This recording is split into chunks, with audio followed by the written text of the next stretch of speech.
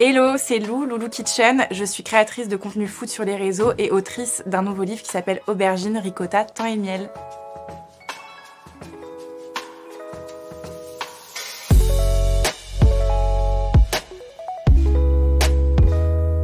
C'est tout simplement un petit riz sauté aux échalotes que mon grand-père me faisait, parce que mon grand-père était un grand cuisinier, paix à son âme, et il me faisait ça quand j'étais petite.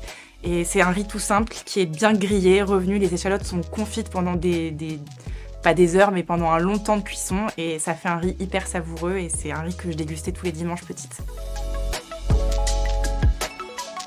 Mes influences culinaires, elles viennent beaucoup de la cuisine méditerranéenne parce que j'ai grandi une partie de mon enfance au Maroc du fait que mon père et mon grand-père y vivent, et aussi dans le sud de la France parce que j'ai ma grand-mère qui habite là-bas et c'est là que j'ai passé tous mes étés.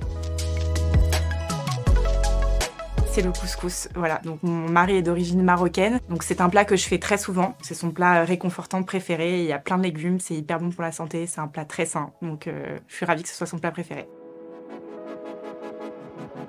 C'est une sorte de flatbread sur lequel je vais mettre une stracciatella et des anchois. Un petit snack un peu gourmand, salé, parce que je suis plutôt salée comme personne. Et c'est le petit snack que j'aime bien me faire voilà, à l'apéro ou un petit goûter. Je trouve ça mon petit péché mignon, quoi. Alors moi, j'aime les plats en sharing qu'on partage. Donc très souvent, je vais partir sur des tagines, des salades de légumes rôtis que je fais un peu mariner, que je dépose sur un lit de yaourt. En fait, c'est des plats où tout le monde peut se servir.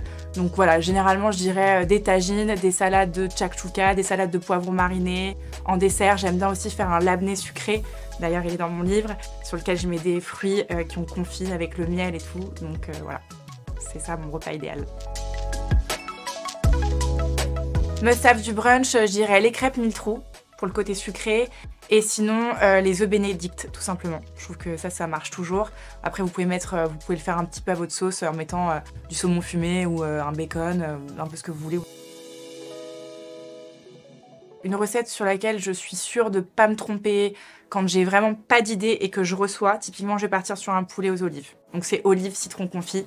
Classique, c'est le tagine, mais moi je le revisite, je le fais en poulet un peu écrasé, en poulet rôti, et je fais autour plein de pommes de terre sautées avec les citrons confits qui ont bien mariné et les olives vertes. Et ça, je sais que c'est un succès garanti.